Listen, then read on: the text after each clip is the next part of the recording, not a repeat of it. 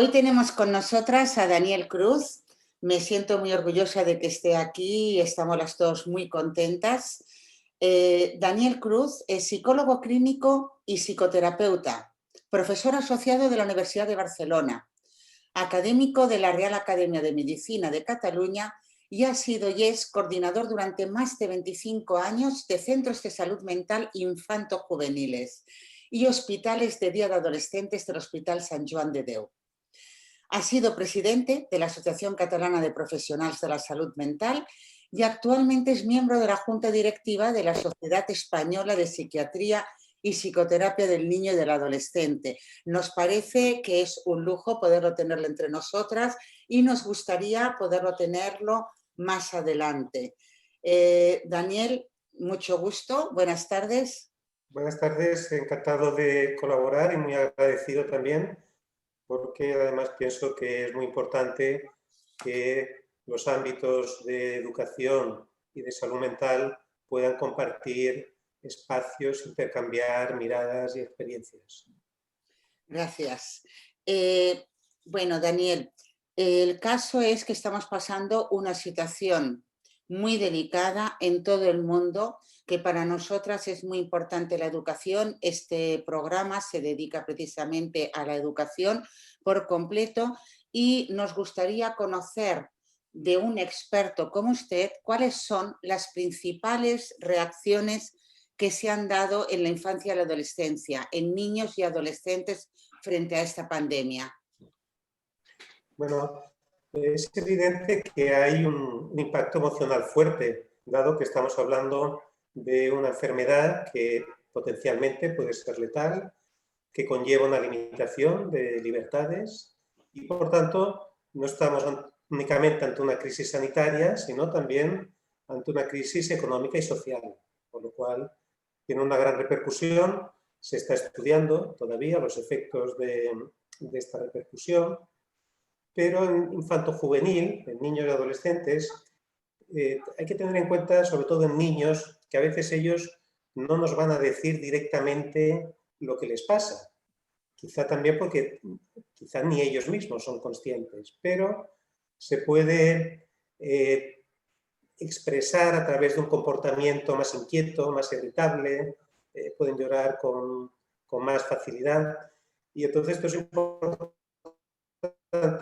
que los padres lo tengan presente para evitar caer en una actitud punitiva hacia ellos cuando lo que están pidiendo seguramente es más atención. Entonces, las reacciones pueden ser diversas y van a depender también pues, de otros factores como la edad, las circunstancias de cada caso o también la existencia de trastornos o dificultades previas que con la pandemia y las medidas de seguridad se pueden exacerbar.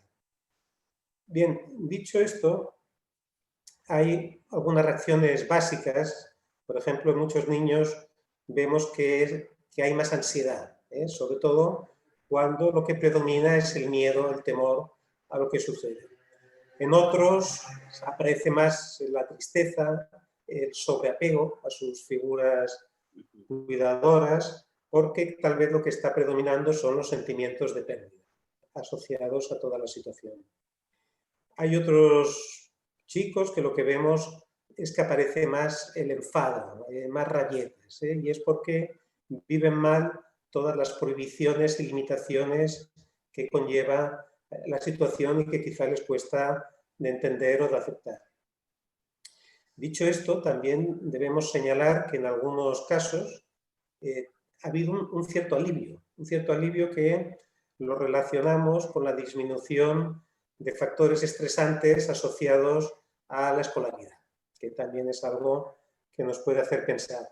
Y esto ha sido especialmente evidente en algún grupo vulnerable como los trastornos del espectro autista.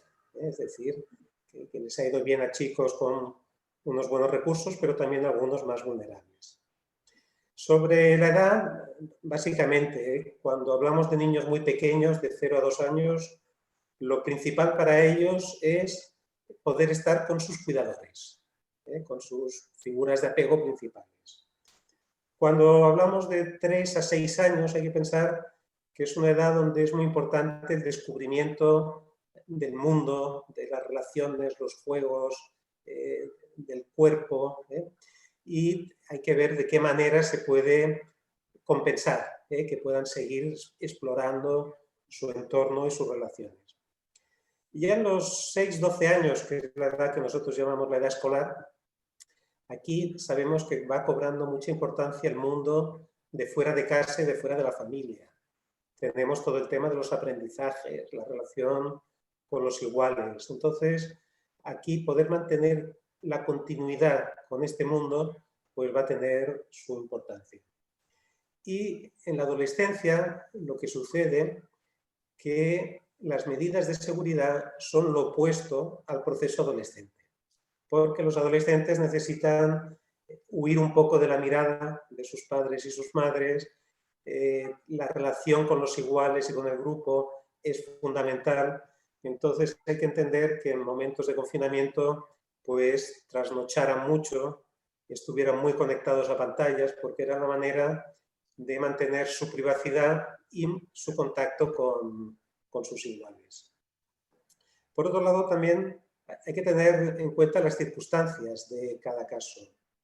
Por ejemplo, si una familia ha sufrido directamente las consecuencias de la enfermedad, es evidente que ahí pueden tener unos duelos o traumas mucho más importantes, pero también hay que pensar las personas afectadas indirectamente, sobre todo población de riesgo, abuelos, abuelas muy mayores que no se han podido ir a visitar o tener el mismo contacto, o también personal sanitario, porque hay que pensar que parte del personal sanitario está más expuesto al contagio y en algunos casos, por ejemplo, durante el confinamiento, algunos tenían que pernoctar en hoteles antes de poder volver a casa.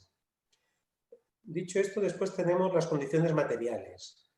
Si tienes que estar más tiempo en casa, no es lo mismo estar en una casa que tiene espacio, que tiene salida al exterior, que tiene luz, que no una casa que no disponga de estos recursos. También si la crisis económica afecta con toda la inquietud y ansiedad que lleva a añadir a la incertidumbre que todos vivimos. Y junto a las condiciones materiales, también las condiciones humanas, es decir, la calidad del vínculo que se mantiene dentro de la familia, la posibilidad de organizar los espacios, de mantener una tranquilidad, de tener espacios de diálogo. Y claro, este es algo que en el confinamiento nos preocupó mucho cuando existían situaciones de violencia intrafamiliar. El hecho de permanecer encerrados. Y a grandes rasgos estas serían las principales reacciones. Ha tocado usted el colegio con la presencialidad y también la etapa escolar con la necesidad de estar entre iguales y ha tocado la familia. Bueno, empecemos por el colegio, por la escuela, para los profesores que puedan estar escuchándonos. ¿Qué papel puede jugar la escuela para ayudar en todo este mundo de reacciones? Yo creo que puede jugar un papel fundamental, porque la escuela no es únicamente un lugar de adquisición de aprendizajes, es también un espacio educativo en el amplio sentido de la palabra educación, que no es solamente transmitir información, y es también un espacio de sociabilización. Con lo cual, yo pienso que es importante que la escuela pueda ser un lugar de buenas prácticas para la salud mental. Es decir, la salud mental, nosotros asumimos diagnósticos, tratamientos, pero la salud mental es algo que está presente en todos los lugares. Está presente en las familias, está presente en la sociedad y, como no, en la escuela. Entonces, yo creo que puede ser un lugar idóneo para poder informar y debatir sobre la pandemia y las medidas de seguridad.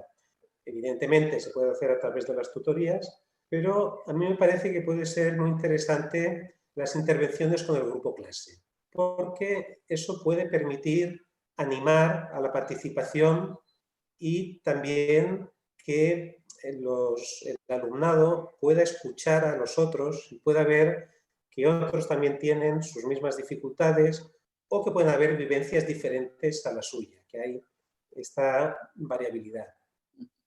Entonces yo esto lo plantearía como lugar de debate, lugar de acompañamiento, que también pueden ahí detectarse situaciones de riesgo, sobre todo si uno ve situaciones complicadas que además acompañan la alteración del comportamiento, Sí.